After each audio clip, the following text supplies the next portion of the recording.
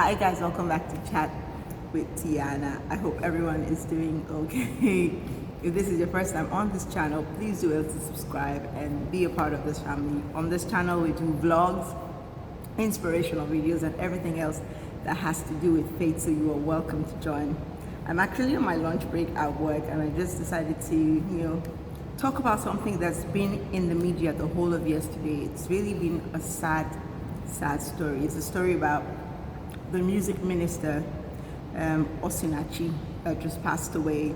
News reaching the media says that the husband had been molesting her. She's been a victim of domestic violence for years, and she chose not to speak about it or to leave the marriage because Christian woman, she's a minister. The stigma that is attached to divorcees or people who walk out on their marriages, especially in Africa or in Nigeria, it's really thick, and it keeps women, it forces them to stay in situations or relationships or entanglements that they shouldn't be in just because of what the society will tag them as. And now we have another dead woman as a result of domestic violence. She chose to sit back and endure the beating. According to the story, what happened last was that the husband, in the course of beating her as he usually did, kicked her in the chest and she went into a coma. She was on life support for 5 days before she eventually passed away. I mean, that could have been avoided if she had spoken up or actually removed herself from that toxic environment. There's nothing wrong in taking yourself out of an environment that is harmful to you. You leave to fight another day. You leave to reconcile another day. Women, we need to stop this stigma. If something isn't working, it's not working. There's nothing you can do about it.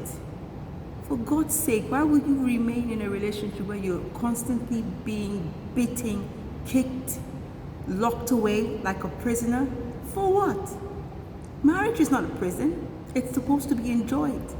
So many people have been reacting to the news of the woman's passing yesterday, and I will put some of the videos in this clip so you can actually see how hurt people are. Please, ladies, let's support each other. If you know a woman around you who is going through domestic violence, speak up for her. If she doesn't have the guts to speak up for her. Do the needful. We don't want another woman dead around us, please. And it's funny that it's happening around us, but people don't talk about it. Your next door neighbor, have you actually listened in? Let's be our own eyes. Let's keep an eye on each other, guys. Ladies, women supporting women for real. Let's be our own sisters keepers, guys. It's so painful. It's really, really a painful, sad news for such a humble woman who just wants to, minister and sing her heart out.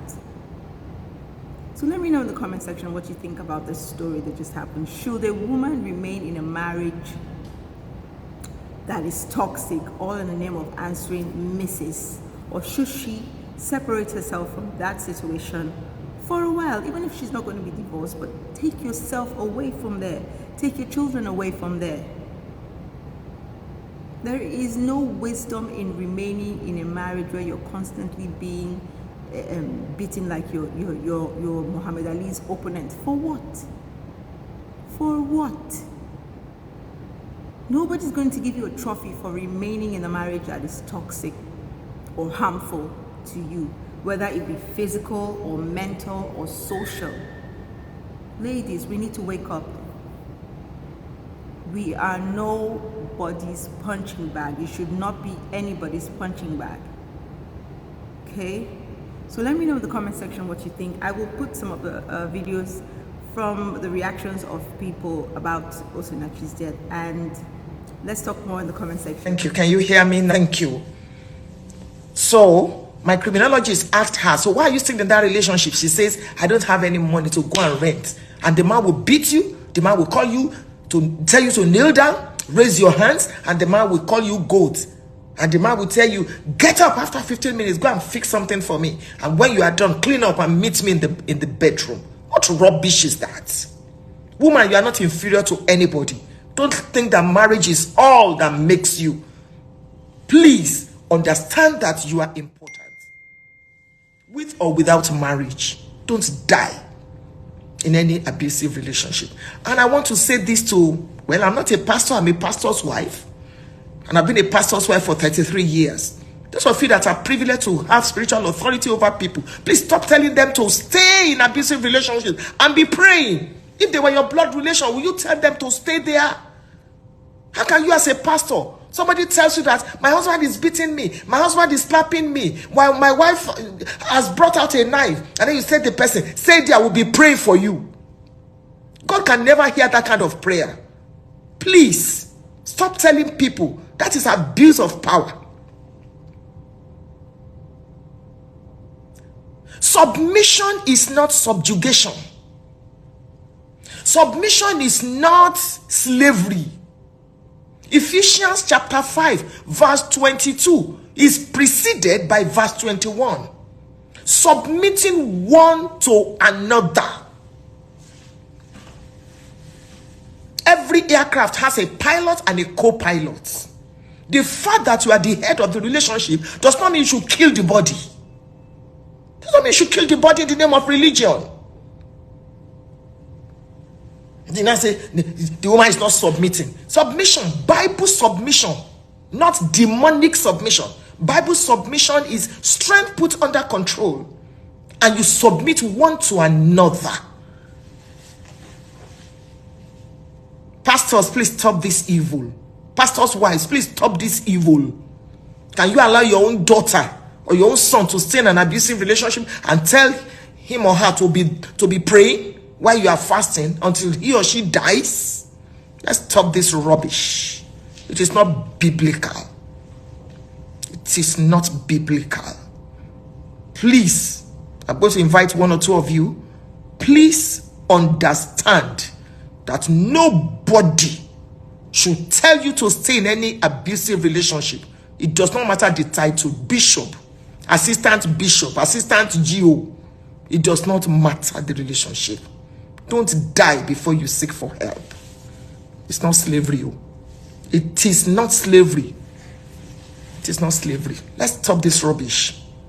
It cannot continue. If you're a pastor and you are hearing me, and you can please forward this to your pastor, it is not biblical for you to tell people to stay in abusive relationship while the man is beating her and slapping her and frustrating her psychologically. You know, another. Okay, it's Funke saying that people should leave their marriages. That's not what I'm saying. What I'm saying is any marriage that is not worth the onion, let the parties please step out into safety first before you now begin to talk about reconciliation. And any man that raises his hand to beat his wife needs psychiatric attention. That is it. Needs a psychiatrist.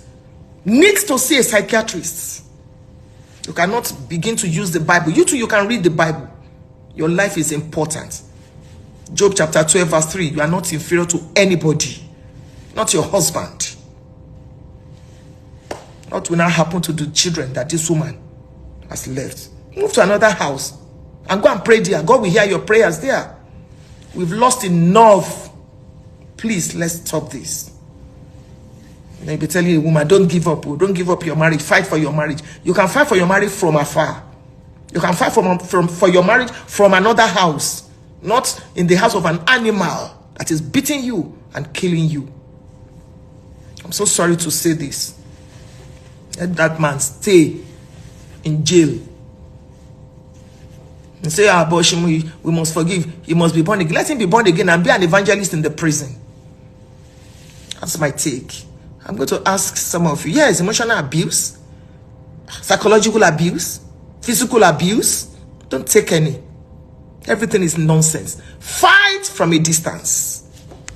Fight from afar. Don't live with an animal. Some people, they do not even deserve to live among human beings. Why will you kill your wife? Okay, let me listen to a few of you. I was so upset tonight. Some of you just joined. Thank you all so much for watching. Have a beautiful day and God bless you.